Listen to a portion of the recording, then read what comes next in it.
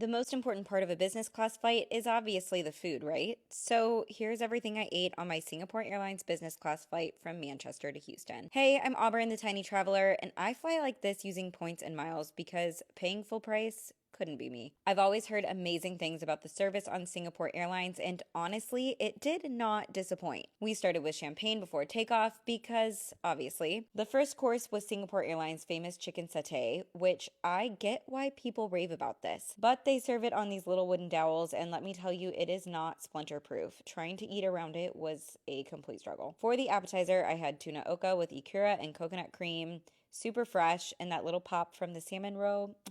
It was so good. For my main, I went with the duck noodle soup, and I am so glad I did.